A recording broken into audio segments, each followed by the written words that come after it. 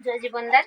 মই আজি আহি এয়া গৰু ফাৰ্মত এই গৰুক এটা তেওঁলোকক ঘাঁহ দিছোঁ খাবলৈ।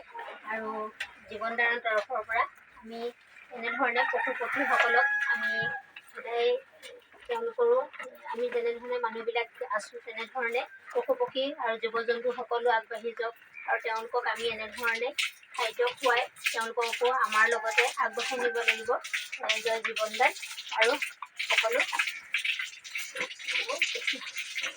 এনেধৰণে আমি সকলোকে কৈছোঁ যে কাৰণটো কেলৈ জীৱন দান ফেমিলিত আহি আমি যেনেধৰণে আমি আগবাঢ়ি যাব লাগে, আমি সকলোকে সহায় কৰিব লাগে, ঠিক তেনেধৰণে আমি পশুপক্ষীসকলকো প্ৰতিটো ক্ষেত্ৰতে আগুৱাই নিব লাগিব। আৰু তেওঁলোককো খাদ্য আমি যোগাৰ নধৰিলেতো কোনে ধৰি দিব। গতিকে এনেধৰণে আমি আগুৱাই যাব লাগিব আৰু সকলোকে আমি আহ্বান জনাইছোঁ এনেধৰণে। আৰু মই পশুপক্ষীসকল জীৱ জন্তুক এনেধৰণে খাদ্য খুৱাই আৰু সকলো আমাৰ ভাৰতবৰ্ষৰ মানুহলৈ মই আহ্বান জনাইছোঁ যে তেওঁলোকেও আহক আৰু তেওঁলোকক এনেধৰণে জীৱ জন্তুসকলক খাদ্য দিয়ক আৰু তেওঁলোক অবলা হয়। কাৰণটো কেলৈ আমি যদি নাচাওঁ তেওঁলোকক কোনে চাব।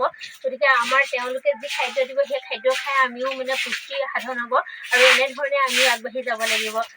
জয় জীৱন দান।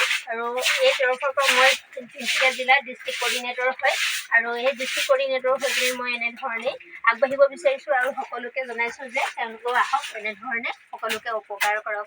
ধন্যবাদ।